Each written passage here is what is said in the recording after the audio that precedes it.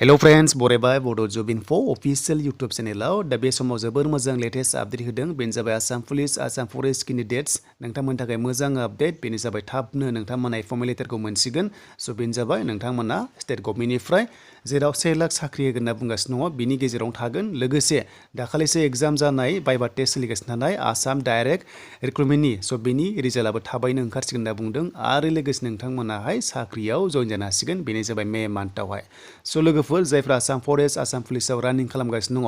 just नोंथांमोना qualified खालाम grade 1 आवहाय खम काट अफ थांगोन नाथाय एएफए बावहाय एसे गोजौ थांगोन मानोना क्वालिफाइडनि सायाव सोनारगोन बे नोंथांमोननि काट अफआ आरो ड्राइभाराव खम थांगोन दा बिनिनो मोनसे आपडेट लाबोदों आरो नोंथांमोना मोनसे भिडिअ क्लिप मोनगोन जेरावनोखि लाइभ प्रुफ स' नोंथांमोना खोनासंनो हागोन आरो थाबैनो एपइन्टमेन्ट लेटारखौ नोंथांमोना मोननाय जासिगोन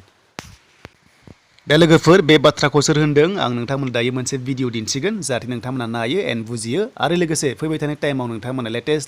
आपडेटखौ लाना फैगोन स' बिदिब्ला जों नायग्रोनि बे बाथ्राखौ सोर होनखो ইতিমধ্যে সরকারি চাকৰি দিয়াৰ প্ৰতিশ্ৰুতি দিছিলে এই পৰ্যন্ত আমি 41,920 গৰাকী প্ৰাৰ্থী নিযুক্তি দিবলৈ আমি সক্ষম হৈছো আৰু সকলো ঠিকে ঠাকে থাকিলে মে মাহৰ ভিতৰত আমি 1 লাখ নিযুক্তিৰ অধিকাংশ নিযুক্তি আমি সমাপনৰ দিশত আগবাঢ়িছো বন বিভাগ আৰক্ষী বিভাগ স্বাস্থ্য বিভাগ আৰু শিক্ষা বিভাগতো প্ৰায় 20,000 নিযুক্তিৰ প্ৰক্ৰিয়া আজিৰ দিনটোত চলি আছে আৰু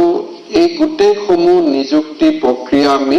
মে মাহৰ 10 তাৰিখৰ ভিতৰত শেষ কৰাৰ বাবে আমি দ্ৰুত গতিত আগবাঢ়িছো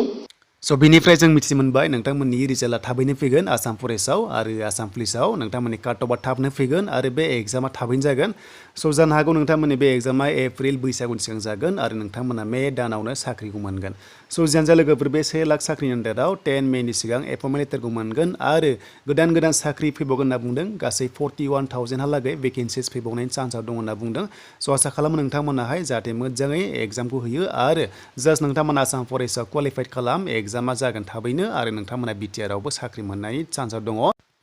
दासान्दि बिटिसिआव साख्रि ओंखारनाय गासैबो कन्ट्रेक्चुएल एन्ड एक्सपिरियेन्सनि गोजा जेब्ला नर्मेला ओंखारगोन क्लास 8 पासनिफ्राय आप टु डिग्री पाससिम जेरावनोखि डिप्ल'मा नाङै बेनि ओंखारोब्ला नोंथांमोना लेटेस्ट आपडेटखौ लाबोगोन आं आसा खालामो थाबैनो ओंखारथों आरो लोगोसे बयबो एप्लाइखौ खालामनो मोन्थों स' बेनिसिमोन दिनैनि माखासे जब्स रिलेटेड आपडेट आसा खालामो नोंथांमोना भिडिअखौ मोजां मोनदोंबा लाइक खालामगोन एन्ड कमेन्ट्स खालामगोन